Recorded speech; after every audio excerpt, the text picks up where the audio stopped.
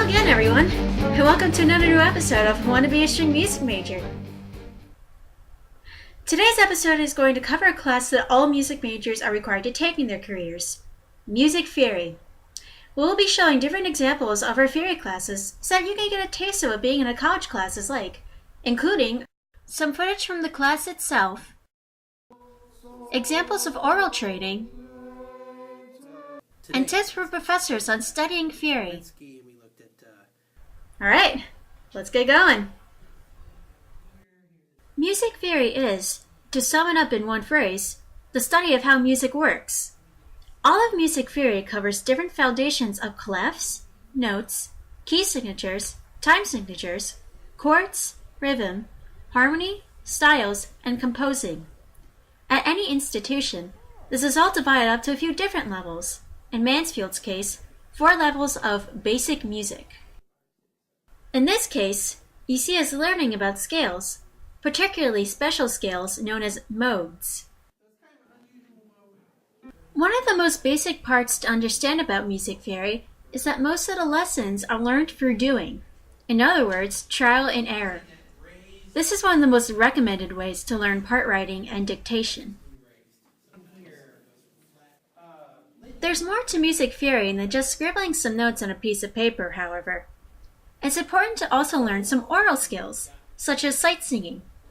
In sight singing, we are taught to use a system known as solfege, which is assigning a syllable to each note in a scale.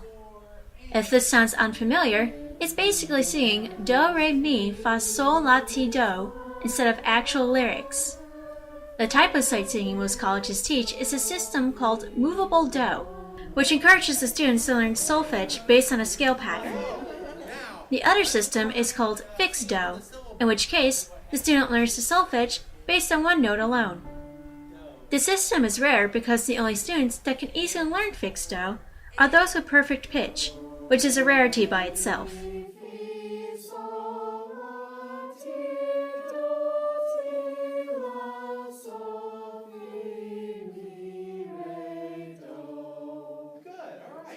This is an example of us practicing solfege in class. In this case, a Dorian scale, or a minor scale of a raised 6.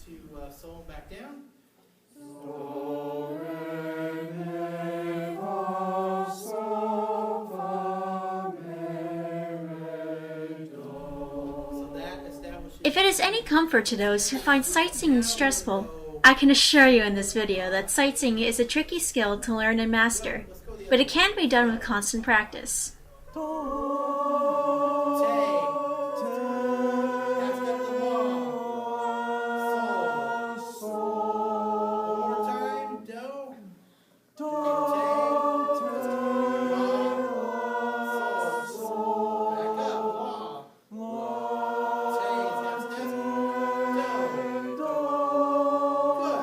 But it's not all about the scale degree sometimes. Rhythm is just as important.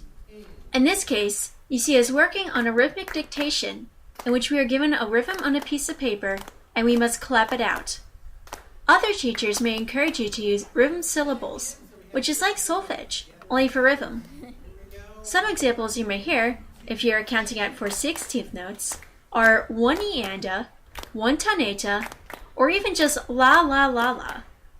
What's important, however, is how effectively you learn to count.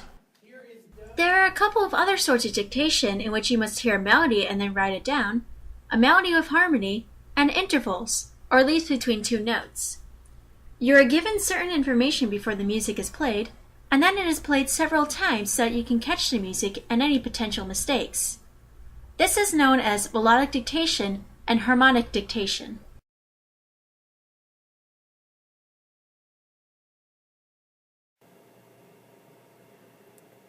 Okay, well everyone, here I am at the Music Building's computer lab. I am here because I'm going to take a test with one of the music theory programs on this computer known as Aurelia. And this program tests out intervals and scales, chords, rhythms, harmony and form, and pitch and melody. And it tests all of these at different levels of skill. I find it is a very useful program for practicing music theory and oral skills. And so I'm going to attempt a full quiz and demonstrate as much as Aurelia's potential as possible, so here goes. Aurelia is a great program for those who wish to practice dictation and listening skills at all sorts of levels. The program will randomly play you different notes to help tutor you in whatever skill you may need for dictation, and will show you the answer and the exact mistake you made if you got the question wrong. Some of its noteworthy practicing programs include intervals, time signatures, rhythm comparison, rhythm dictation, melodic dictation, and even cadence and chord identification. There are many more examples of musical practice available on Aurelia, but sometimes it got particularly tricky. This is one of the many useful programs available to assist musicians in all sorts of ear training and dictation. Don't worry, it seems like an awful lot, but the classes progress at a relatively normal rate so that the music student can learn everything thoroughly. The material you learn, however, is bountiful, and you will find yourself moving very quickly. The material we learn, however, is highly useful in the musician world, as it will get you much farther in your skill than you would ever believe. After a couple of years of music theory, it will be easier to learn different instruments, identify key components in your own repertoire, and especially help you compose a lot better. Music theory helps make music a lot more fun. Anyway, if you're still stressing out a little, here's a little more music theory fun and tips to help you along the way.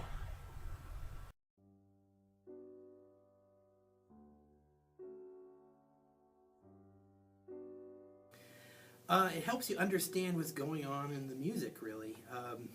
It's, I think, very helpful to understand why the music is put together the way it is, why a piece of music sounds really good when you hear something being put together.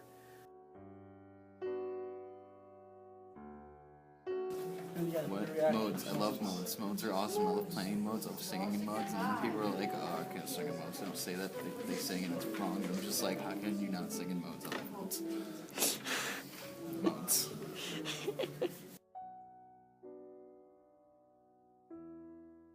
I never worry about cheating in a theory class. You know why?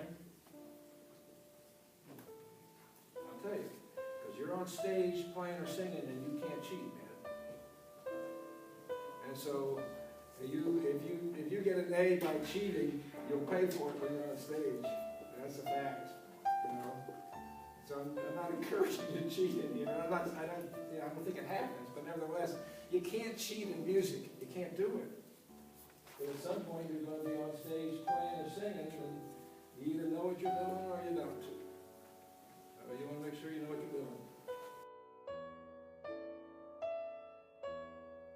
Also, you could look at just pieces of music and figure out the basic chords from there too. You don't have to know everything about them. Just know your note names and your scales and things like that. I think that's really important in your high school years. To make sure you know your scales. That's going to be very helpful for a future music career.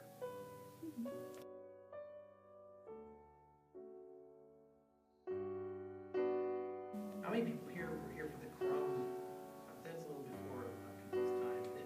Crumb's music has lots of this playing inside the piano and things like that.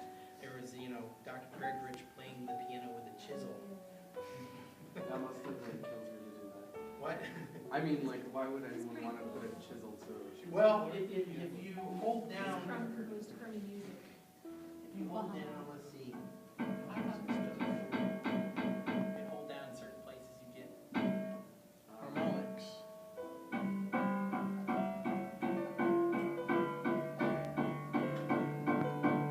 See that kind of sound that you get? If you really press down, if you use kind of a chisel-like thing, it really brings it out quite a lot. There's a piece called Voice of the Whale. Oh, yeah.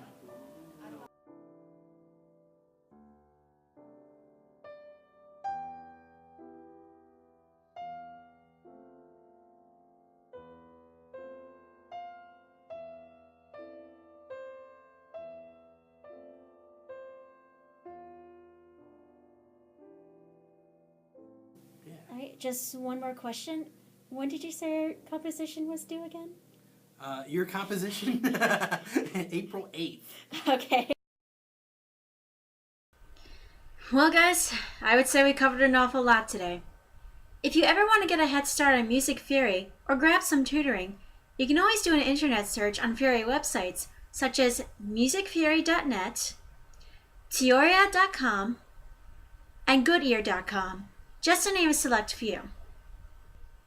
Next time, we'll be covering a highly important part of music that may cause some people to stay away from the major, and that would be music performance and anxiety. Until then, stay cool and happy practicing.